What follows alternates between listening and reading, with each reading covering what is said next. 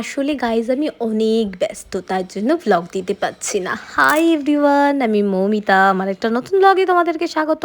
আরে আমি গিয়েছিলাম না মাসির বাড়ি, এই বাচ্চাটাকে নিয়ে সেদিনকে আমি বেরিয়ে গিয়েছিলাম হাতিবাগানের উদ্দেশ্যে। প্ল্যানিং ছিল একটু শপিং করব, কিন্তু ওখানে গিয়ে তো আমরা একটা গুড নিউজই পেয়ে যাই। আমাদের অনিন্দিতার পর আমাদেরকে বিরিয়ানি পার্টি দিয়ে দেয়, তাও আবার আরসালানে। যাই হোক, একটা যত ভালো প্ল্যান ছিল, আমরা চলেই গেলাম। এই যে প্যান্টটা দেখতে পাচ্ছ, যেটা আমি শান্তিনিকেতনে পরে গিয়েছিলাম, সেই প্যান্টটাই কিন্তু এটা খুব সস্তায় কিন্তু হাতিবাগান থেকে কিনে নিয়েছিল।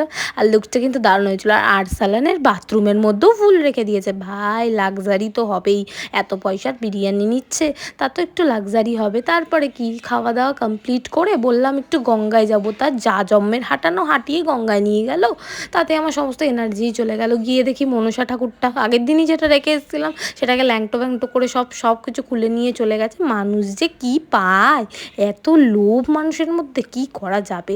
তারপরে কি গঙ্গায় বসে একটু হাওয়া খাচ্ছিলাম, হাওয়া তো ছাতা, গরমে মরে যাচ্ছিলাম। তারপরে একটু ক্যাতনা মারলে হয়, গঙ্গায় গেছি। আর আমার গঙ্গাটা না খুব ফেভারিট, বিশেষ করে কলকাতার গঙ্গা আমার কাছে সবচেয়ে বেশি ফেভারিট। আমি জানি না কেন, আমার খুব রিলিফ লাগে ওই জায়গাটায় গেলে। কার কার এরকম ফিলিং হয় জানাতে পারো। আর আমি গেলে একটু তো জলে যাবই যাব, আমার এতটাই ভালো লাগে।